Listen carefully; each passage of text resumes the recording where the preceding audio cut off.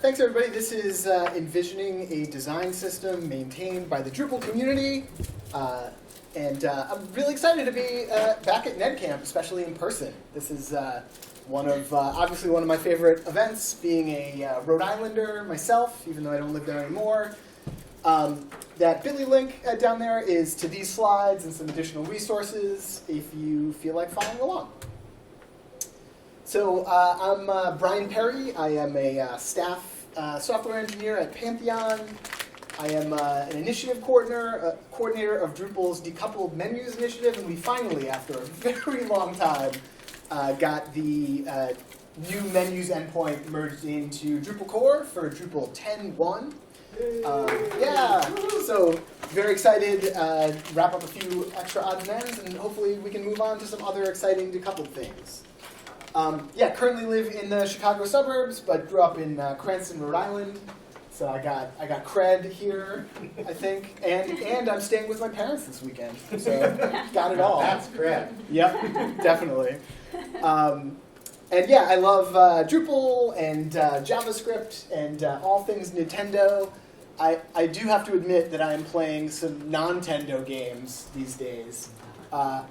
I have an Xbox. I'm playing a game called Vampire Survivors, which is on Game Pass, which is really kind of hard to describe, but it's kind of like one of those bullet hell shooter games, but the only input is you just move the character around and they just constantly fire. But it's really fun. And then also, even worse, I am playing a mobile game pretty obsessively, Marvel Snap, which is a deck-building card game, which is really awesome. Check it out, yes. I also own the domain webcomponents.wtf, even though I haven't done anything with it yet, but that is relevant to what we'll be talking about. This room, in a lot of ways, has been the component and web component track for this conference, so awesome. And I'm also on the internet in a variety of places. My personal website is brianperry.dev. I'm also online at a place that's a dumpster fire that may or may not still be functioning, and I'm on Drupal.org. So, the title of this talk is Envisioning a Design System Maintained by the Drupal Community. So we're going to be, I'm going to be posing a handful of kind of, what if questions so we can start envisioning. So, a little leading here, but what if there were a set of Drupal-friendly components that anyone could use, and you could use them in Twig? And you could use the same components with any of your favorite JavaScript frameworks. And it was easy to extend those components or contribute new ones. Obviously, that sounds pretty nice to me. And what if web components made this possible? So, first to level set about web components, and poor Andy had to do a whole talk on it this morning, but whenever you're explaining what web components as a set of APIs is, you've probably already lost. But so I'm not necessarily talking about like React and Vue and the JavaScript frameworks here, but specifically a set of platform APIs that allow you to create browser-native components. So the three main pieces of it are custom elements, the shadow DOM, and HTML templates. And these things are not tied to any specific framework, and you can use them with other frameworks. So we'll actually take a look at an example web component in a few different contexts here. So this is a card component from the generic Drupal web components project that we'll be talking about kind of on and off. This is a card, so pretty standard component example. In this JavaScript file, we're importing the library that has the web components along with the style sheet. And then in this index.html file, we have markup. So there is the GWC card custom element, and then there's a number of attributes that we're passing into it for things like the image path and the headline, body text, and so on. And then that is rendered in a specific way in the web component. It has the structure of a card. And you'll also see, if you look closely, that the styles are also scoped to the component as well. And below, there's just a paragraph tag here that has just the traditional default browser styling. So the two sets of styles are independent in this case. So that was just a custom element used in an HTML file. This is an example in Drupal. So this is a screenshot of a subtheme of Olivero that is using those same cards to render article teasers. It looks the same. This is a quick overview of some of the code pieces that are necessary to make that happen in Drupal. So we added a library here that loads the same files that we saw in the other example, a style sheet, and the JavaScript for the component library. And then in our node article teaser twig template, we're using our custom element, like we saw before, that GWC card. And because it's a twig template, we're still able to use all of the twig things that Drupal uses. So we can set up our attributes that we pass into our custom element. We can, strip down elements of the markup, all of those things. And it looks the same. And then this is an example using Vue.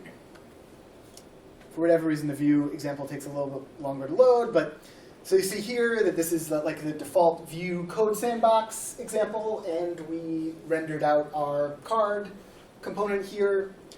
So if we look in the Vue file, it's a single file Vue template. We have our template element and our markup for our card, which is the same sort of thing that we saw in the previous examples. And then in our script element, we're importing essentially the same two files, the JavaScript and the CSS. And the rest is just Vue app specific styling. But it looks the same. It's the same component in all of these different contexts. And very intentionally, it looks and behaves exactly the same.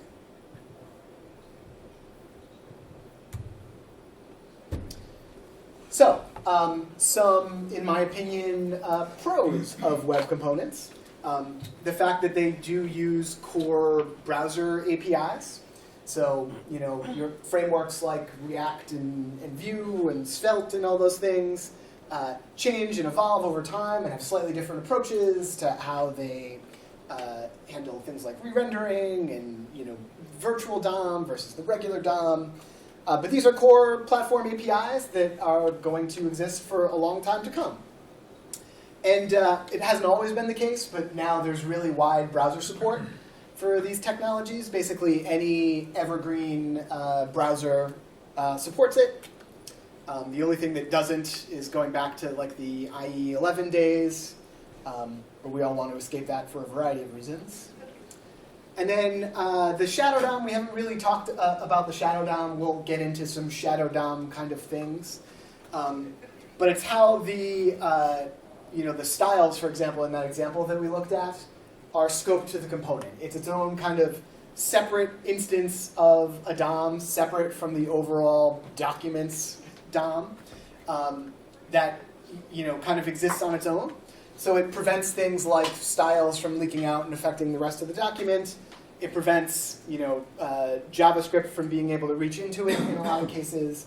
So it really does provide some strong encapsulation. And then it really does, like we saw in the examples that we looked at, provide something that feels like a true write once, use anywhere version of a component, which is the dream, for me anyway. Not without its challenges, web components as well. I certainly wouldn't call this a new technology at this point, but I feel like it's still gaining adoption, still evolving. So you can definitely write native web components just with regular vanilla JavaScript. But in my opinion, the ergonomics of that are not quite what I'm used to without using a supporting library like Lit. I tend to use Lit while building web components. It takes care of a lot of things like templating. It makes that a lot easier. Handles, updating the element when attributes change, parsing data that's passed in, things like that. So it really makes it, in many cases, a lot easier. The styling, especially if you're using the shadow DOM and scoping things to the component, can be unintuitive.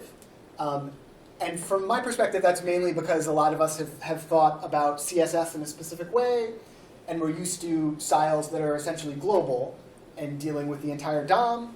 And the shadow DOM, breaks that model. So it's different just from how we've approached it in the past.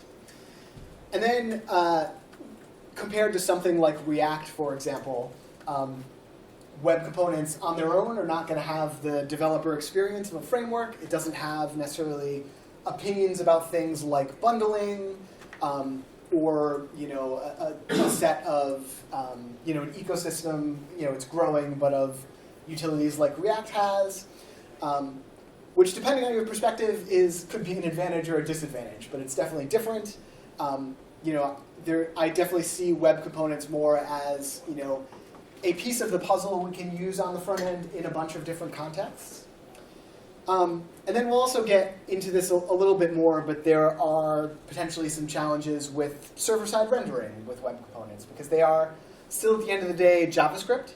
So to be able to have the fully interactive version of your web component, you need to load JavaScript. And I think it's a reasonable thing for us to be depending on JavaScript on our pages, but there are definitely cases where people may turn it off, cases where your JavaScript breaks, and then also in cases where you do have to wait for JavaScript to load, it can result in things like layout shift or other potential issues. But I do think that on an infinite time scale, that this approach, these browser native components are going to be a really important part of building for the web. The thing that I've wondered as I've learned about web components is like how much it will change and how much it'll be like the version of web components we're working with today. I think it'll continue to evolve, but more and more I'm confident that the version of native web components we're working with now is the thing that is going to continue to exist and evolve in the future. But on a much shorter time scale, I think that people are going to be finding web components in their bundle and in their dependencies, even if they're not necessarily looking for them. So just more and more, you'll be using things that happen to take this approach to a component, and you don't necessarily even have to care about it unless you want to.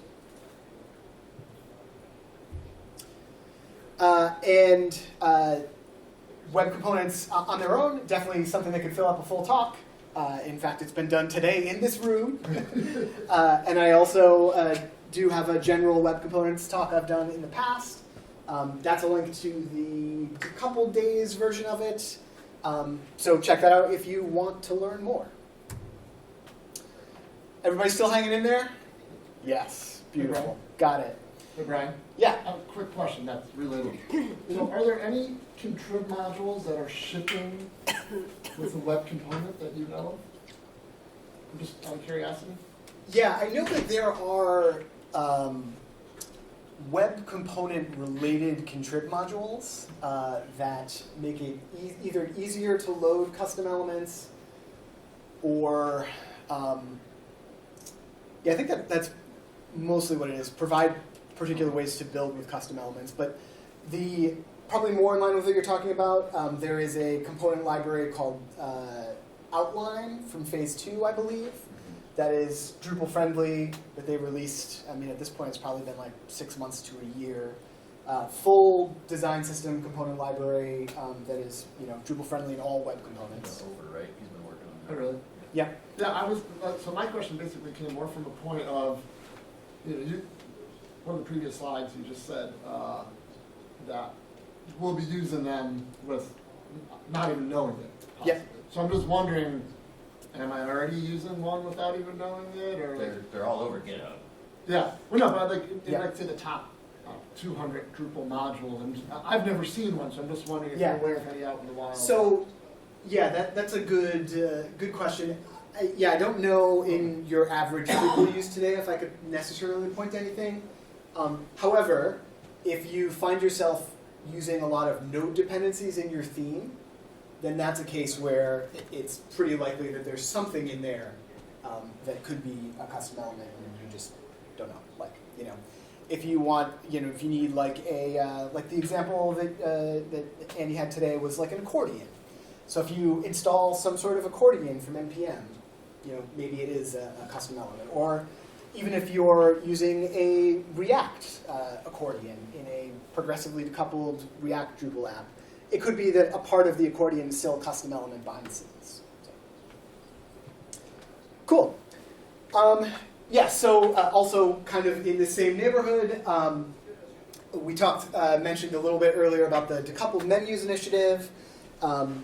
And at a past DrupalCon, one of the things that we did was, as like kind of a hackathon, got a handful of front-end developers together to try to build a menu web component that consumed data from the new endpoint that was being developed. So I worked on one of those, and I wanted to create a web component specifically to learn more about web components and see how this might be able to work in a Drupal context. What if we tried to make a Drupal menu web component? So this is what it looks like. And if we look on the right-hand side, it's in the mobile view now because it's a little squished, but we can expand and collapse our menu here. And if we look at the markup itself, so again, just an HTML document in this case, we have the GDWC menu component, and are also passing in some different attributes. So there, the branding is the title in the navigation. The base URL in this case is the root of your Drupal instance, where it's going to be sourcing the menu data from. And then we're also specifying the menu ID. So right now it's the main menu, but if we did account, and then expanded this, I'm not authenticated, so the account menu when you're authenticated is just a login link. But by specifying the menu ID, the component here is doing all the work for you behind the scenes. It's figuring out what endpoint to talk to, fetching the data, parsing it so that it can be rendered here. It's doing all the heavy lifting to talk to Drupal. And I'll get that back to main. And then there's also this theme attribute. So we could remove it. And so rather than being the horizontal style, this is just kind of the default here, where there is some light interactivity where we can expand and collapse. The idea here is that the custom element itself is pretty stripped down, doesn't have a lot of opinions about styling, so that people could override it and make it fit the look and feel of their application. But also, there is an unstyled theme, which I guess is a little bit of an oxymoron, but that is just an unordered list in this case. So it's literally just the markup, and you can do as you see fit with it. What's the difference between unstyled and empty? Is it just that there was the arrow with the unstyled? Yep. Or the empty, I mean? Yep. Yeah, there is a little bit of adjustment to the markup, and then some event handling to be able to do the expand and collapse. Yep. So, that was, in my opinion, a kind of an exciting proof of concept. And wanted to see, like, okay, could we expand this library and make more of these more Drupal-friendly things? So move forward in trying to do that, and then found that some of the things that we did, kind of taking a move fast proof of concept kind of approach there, were hard to scale when we tried to apply it, throughout a larger design system. So some of those challenges. What if we wanted to restyle these components? And we did look a little bit at some of the theme controls that we had with the menu. But what if we wanted to really make it easy for people to get these to fit the look and feel of their application? So all of these examples we'll look at. There's a storybook at this project pages, drupalcode.org/GWC. That is GitLab pages on Drupal.org, so you can play around yourself. We'll look at some specific examples. All right, so we'll look at the menu in this case again. And so this was definitely, I think, really in the point where we were trying to figure out like what really is the right way to be able to make it so that it still does render a menu and represent a menu, but it's possible for people to get this to fit the look and feel of their application. So we were kind of experimenting with a bunch of different ways that we could do this with a web component. We looked at that theme toggle, and then under the styling API docs here, there's a few other things that we exposed. So one approach is using CSS custom properties, or CSS variables. This version of the component actually doesn't use a ton of them, but so the shadow DOM is, if you use styles in the shadow DOM, it's scoped to the component, but there are some exceptions that allow things to find its way in. And one of them is that any CSS property that is inherited will pierce the shadow DOM. So things like colors and fonts and things like that. But then also CSS custom properties are inherited too. So that means that you can use CSS variables like this and set them either at the target the specific custom element, or set them at the root of your document, and they still cascade down into your component. So you can use essentially the same variables and tokens across your application, including these components. We saw the theme property. You can also trigger things off of a class with a similar approach if you're more used to using CSS classes. There also is the concept of a shadow part. So within your shadow DOM, you can use a part attribute and give it a name. So here we have part menu level and part menu item. And that is basically saying, actually, it's OK for things outside of the custom element, outside of the shadow DOM, to affect the styling here. So that allows you to do things like the part selector here on the menu element, and then menu item. And then if we look at this styled by shadow parts element, that's how we target here the individual menu items, the overall menu, and get this ugly pink and blue looking thing here. And then there's also the concept of slots in web components and custom elements. So you can name them. So a slot is basically a place where markup or content can land inside of the component. By default, anything that you put within the custom element itself goes into the default slot, but you can also name them. So we have, in this case, a couple of named slots. If we look at the code, there is a brand slot and a loading slot, and that's how we override the branding slot here and have emojis and some very different styling. The other interesting note about slots is that slots are the light DOM, the traditional DOM, when they're rendered in the component. So that means that global styles can still affect it.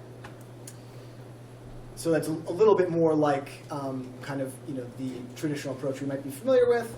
And then, without going too deep into it, web components are JavaScript classes. So if you allow your component to do this, it's possible for people to override the class. So they could re-implement the styles or the render method, and that gives pretty complete control over how it could be restructured.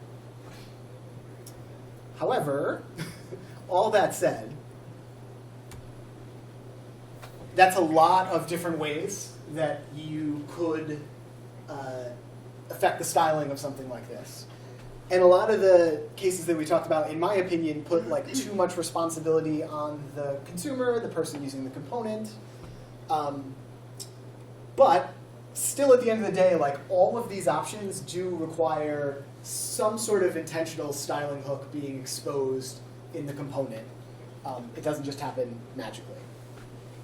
So Long story short, though, all of those different options, the one that we found ourselves consolidating on are CSS custom properties for a few different reasons. So one is, we already talked about the fact that the CSS custom properties are inherited. That really does provide a level playing field for the entire DOM and all of the versions of the DOM that you may now have. So that the same variable you can use anywhere, and it cascades down. And also did see in similar web component libraries that being kind of a common trend on how this type of theming is handled. But it still, again, does require the components to make use of the variables. And then another thing that we came across while trying to evolve the approach to theming in this library is the Open Props project. And this is my personal opinion here, but I kind of think of Open Props as Tailwind, just the good parts. I don't know if anyone here is familiar with Tailwind, but so I personally am not a huge fan of Tailwind's approach to using atomic utility classes for theming. So if you're not familiar with it, you have access to a whole bunch of classes that you can use to affect the look and feel of things, and you do all that work in your markup. So you have a class name that might span multiple lines to be able to get your thing to be have a red border in a grid or something. And I definitely understand why developers may find that really attractive, certain developers, but for me, I learned to use CSS and style things in a particular way, and it kind of breaks my brain a little bit, or at the very least, it slows me down. It's just not the way that I've learned to affect the look and feel of things. So if that works for you, great. It doesn't quite work for me. However, the thing that Tailwind does offer that I think is really incredible is a really fully featured set of design tokens. So a bunch of different variables that you can use to set a spacing scale or colors or things like that. And what this Open Props library is, it's basically just a set of design tokens exposed as CSS variables that you can use however you want. So it's got things like colors and shadows, typography rules, animations, spacing scales, tons and tons of stuff. And those, it offers those styles that can be used in the traditional DOM, and then also a version of all of it has a normalized style sheet, for example. It has a version of that that can be scoped to the shadow DOM, which was actually a feature that we requested and they did for us, which is amazing. And again, they're CSS variables, so they cascade in all the ways that we talked about. And by adopting this and adding it to the project and the design system, it means that we have a way for any components that are built in the system to opt into a common set of theme controls. So let's look at what that actually means in practice here.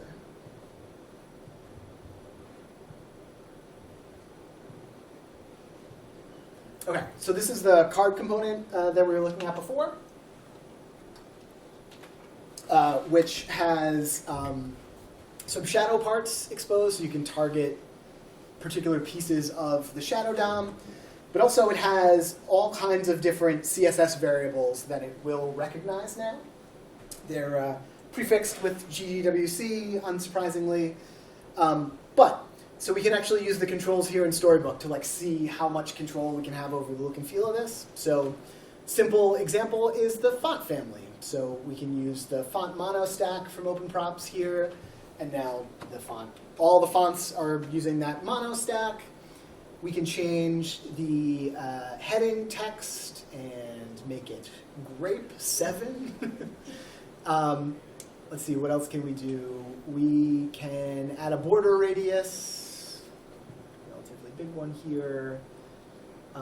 Some shadow, going a little extreme. definitely, when you expose these many controls, you're definitely giving people a bit of a foot gun in that they can make something that's very ugly, but also gives a lot of control. But if we want to go for very ugly, we can also just pick a random gradient from this list. Actually, That's not that bad. terrible. Yeah. Not that bad. But that gives a feel for how much control you have over on kind of reshaping an element like this. There's a default style that hopefully does still look like and represent a card. But we can go as far as this or even farther, and if we just reset everything, we'll see it just jumps back to the default representation of that card. So as this continues to evolve, we're kind of working on figuring out like what is the right level of things that we need to add. We want to make sure that it's not an overwhelming amount of controls, but still gives people a lot of options. But I think that general approach, provides some pretty powerful options here.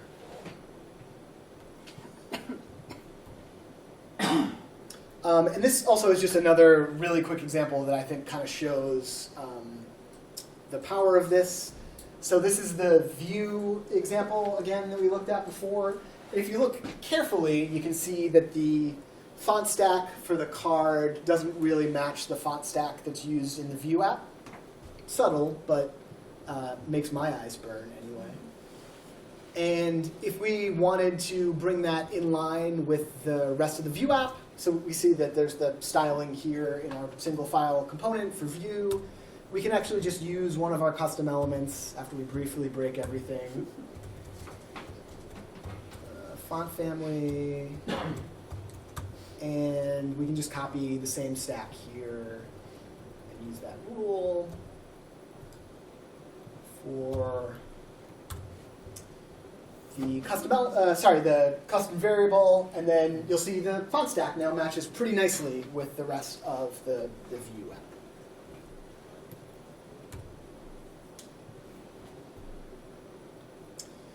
All right, people still good? Still here? Let's see how we're doing on time. Doing pretty good. All right, yeah. So some more challenges. So what if? Well, stepping back a little bit. I think that for this library, one of the kind of guiding principles, in my opinion, is that we do want these to work well with Drupal, but also because people can, essentially create whatever they want in a lot of cases with Drupal and have pretty varied content models and everything, they should still work kind of presentationally with any data that you pass into them. So it's another situation where a design system like this has a few different use cases it has to be able to work with. But so what if these components could work with any data, but also at the same time optionally knew a few important things about Drupal? So to demonstrate that, we will look at this link component. So this is a custom element that renders a link, as in the A tag. And on its own, that doesn't really give you a lot of value. You can use all the same attributes you would on a link. But Andy, I think you mentioned today the example with the table. If you find yourself in a situation where you're doing a lot of work to create what is the browser native table, something's probably wrong. So at its surface, recreating a custom element for a link has some of that feel. However, if you think about using these components in a decoupled Drupal application, when you want to render something as a link, you're going to be getting data back from a link field in Drupal, which has a particular structure. There's going to be an object that you get back from JSON API. And typically, you would have to do something to manipulate that data to be able to work in the component that has your link. So there is this with data property here. And in this case, what we're passing in is an object that is just the object that comes back from JSON API representing a Drupal link field. And by that data object, it just picks out the link and the title and any other attributes there to construct the link. So we get the same link pointing to the same place. But in this case, you can just take that Drupal link field object and pass it into your component. So that's a case where knowing some things about Drupal makes this easier to use with Drupal, hopefully.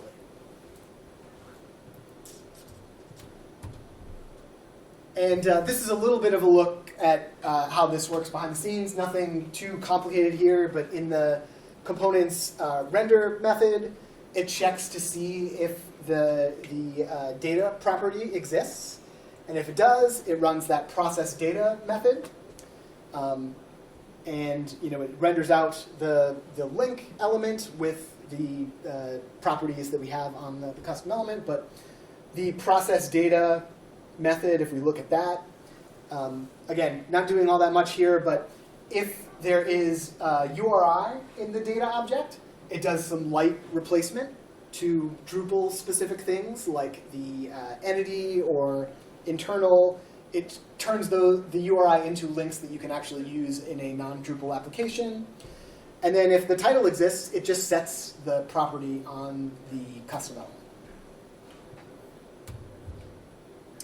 So yeah, still figuring out where the right places to add those types of things are. I think there's a lot that we could do with images that are kind of similar conceptually. But yeah, more to come there. And then this was probably the first thing that we ran into when we tried to build out more components in this library. What if we wanted to manage application state across multiple components? So this is looking back at the menu web component again, which we saw. And to refresh your memory, there's this base URL attribute that we're passing in here that says, this is the Drupal instance you go talk to. And then the web component is doing all of the work to fetch the data from Drupal, process it, and render it, which is great. But so here's a little bit of a closer look at what it's actually doing before we complain about what it's doing.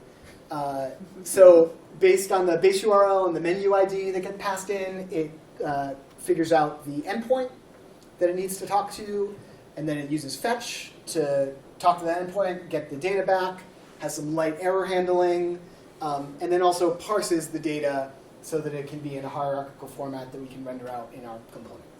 Not the most complicated code in the world, but also code that maybe you wouldn't want to write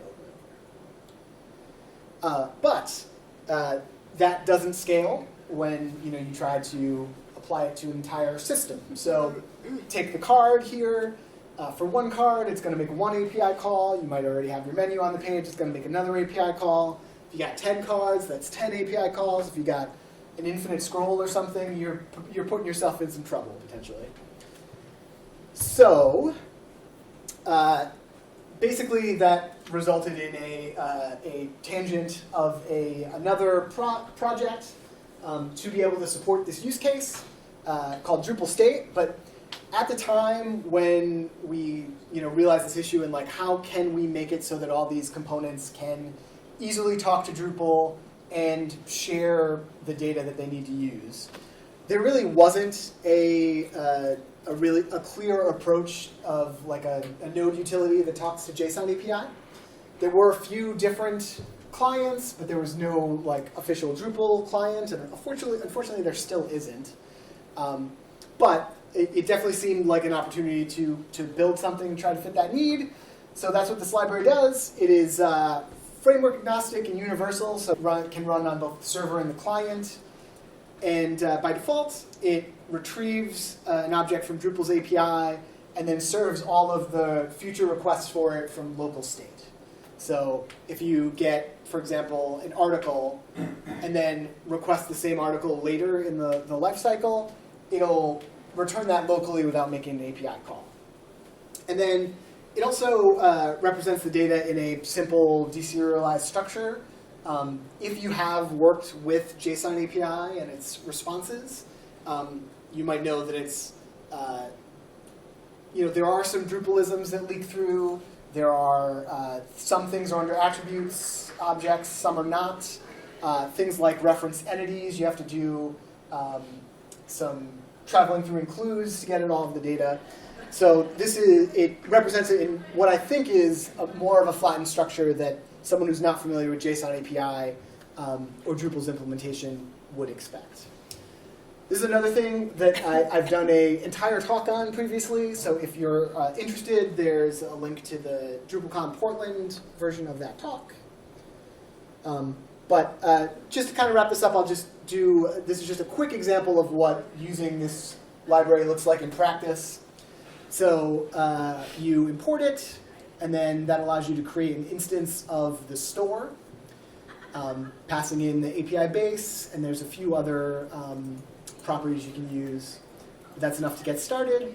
And then that allows you to say here, await store.getObject to get an object from Drupal, and then you specify the object name, which in this case is node recipe.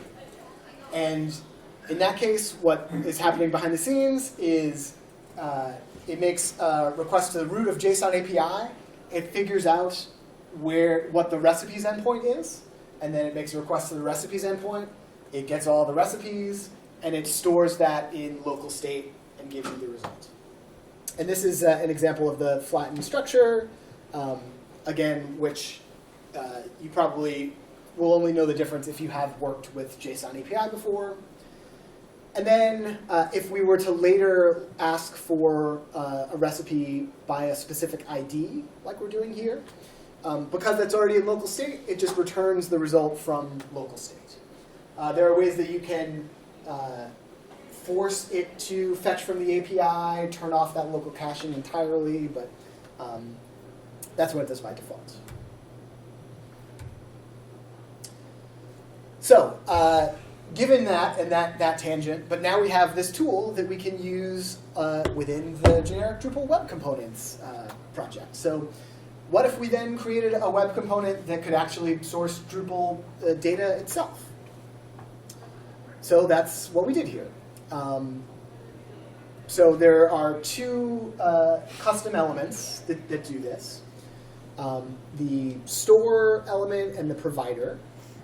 So the store basically provides an interface to the store instance that we looked at in the previous example. Pass in a lot of the same information like the root of your Drupal instance.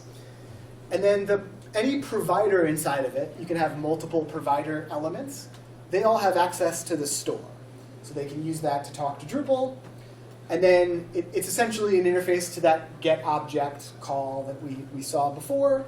So we specify that it's node recipe object, that we want this particular ID, and some additional fields to include. You can basically pass in any of the query string options for JSON API. And then in a provider, you can use an HTML template. So that template will be rendered, and it has access to whatever the provider gets back.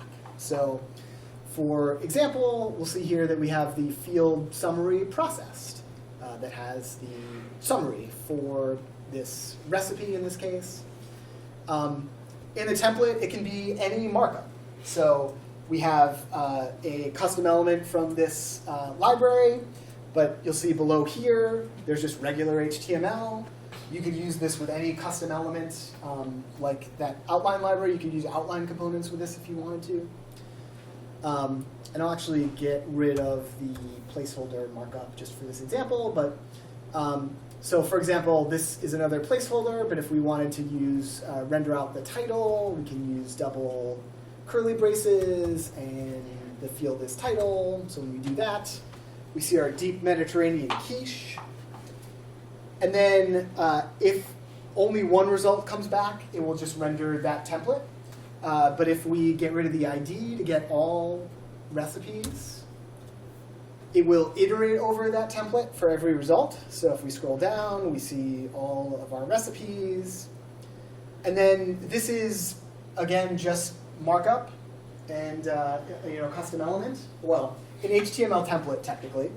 So we can do things like add a style element here if we wanted to. So if we wanted this to be a grid, so I don't have to type the whole thing embarrassingly, I do have it commented out, but we can add targeting the host here. We can add 3 lines of CSS to get a 2-column grid. And then these components also hook into all of those theme CSS variables. So we can use those as well to kind of spice up our grid a little bit. And we have some shadow, and we make the heading purple, and some border radius. So, again, all markup and not necessarily a ton of code lets us get all this data from Drupal and render out a nice templated grid, which is cool. So Are those cards all in shadow down then? Yes. So that is a template, I believe, that does render a shadow down. I would imagine that it would be possible to do something similar that uses a slot. But yeah, potential enhancement. And yeah, so this, these are still pretty early, these components, but the idea here is, let's come up with a generic way that we can talk to Drupal for this library that then any component inside of it can just take advantage of and use. So if we create, a modal, for example, in this library, and it wants to get data from Drupal, it can just use this. And it doesn't, the modal doesn't have to know anything about Drupal necessarily, and these custom elements don't necessarily have to know anything about the modal either. So I know that I'm probably just about up on time, so I will wrap up. But a couple last things. Another what-if question: what if we wanted this project to be sustainable? I think this needs to be a community effort and not a solo project, not just because I only have so much time, but because I think my personal interests in what a design system for Drupal would be represent me. But if we really want to build something that can be used in a lot of different contexts with Drupal, we need a lot of people's opinions on what those important things are. So there's a meta issue where you can suggest ideas for components to be explored, or better yet, if you want to just jump in and try it out in the code base, there's a scaffolding command, npm run create component, which will create a custom element that hooks into all of the theme stuff that we talked about and creates a story and storybook. So it's a pretty easy way to get up and running and experiment. And even if you just wanted a fun way to experiment with web components, feel free to try that.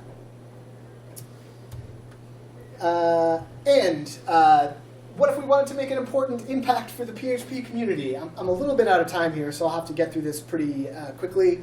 Happy to talk about it more later on today if this is interesting to you. But we talked about the fact that web components require JavaScript. This is something that I've talked with other people interested in web components in the Drupal community, and in general, people are not as concerned about this as I am, which maybe is a personal problem, but the components require JavaScript to load and be fully interactive. So that means that your JavaScript has to load. You might have a layout shift or a flash of unstyled content or something, or you might have to do a trick to hide the custom element until it's interactive.